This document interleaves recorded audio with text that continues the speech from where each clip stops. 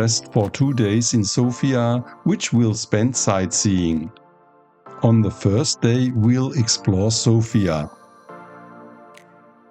We liked most the Alexander Nevsky Cathedral, the Banyabashi Mosque, the synagogue, and the Sveta Nedelya Cathedral. On the second day, we'll take a minibus to the Rila Monastery. It's an Orthodox monastery located about 80 kilometers south of Sofia and a UNESCO World Heritage Site. We'll take the regional train from Sofia to Plovdiv because there are no overnight accommodations for over 120 kilometers between Sofia and Koprivica.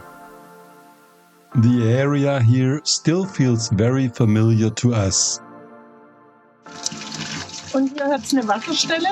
Werde ich jetzt mal testen, wie das heilige Wasser hinter der Kirche schmeckt.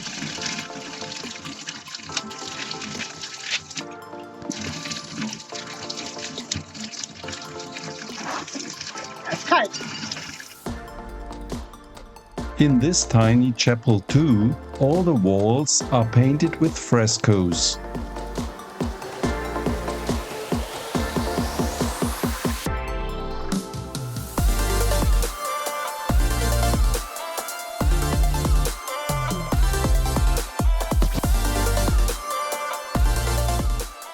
The Bulgarian April Uprising, the revolt of the Bulgarian population against Ottoman rule, began in Koprivica in 1876.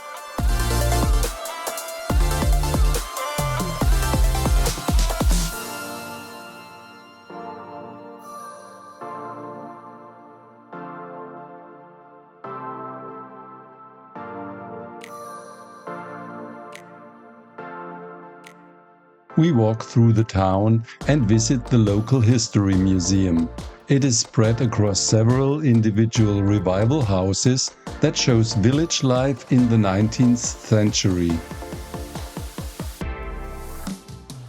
Heute Morgen sind wir in Koprivica gestartet, über einen kleinen Pass gefahren und fahren jetzt in Richtung Plovdiv.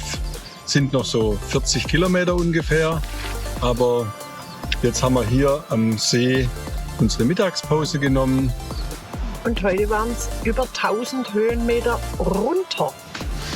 Genau, das darf auch mal sein. Ja, war ein sehr schönes Gefühl.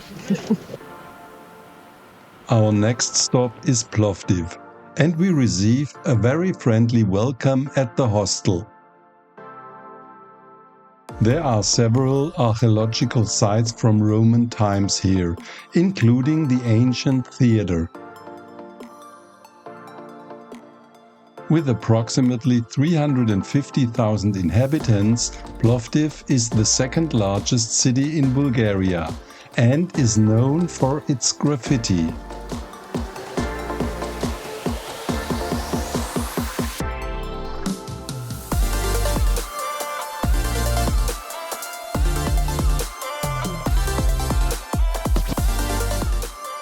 The Alyosha monument stands on top of the Bunachika hill, visible from far. It commemorates the liberation of the city by the Soviet army during World War II.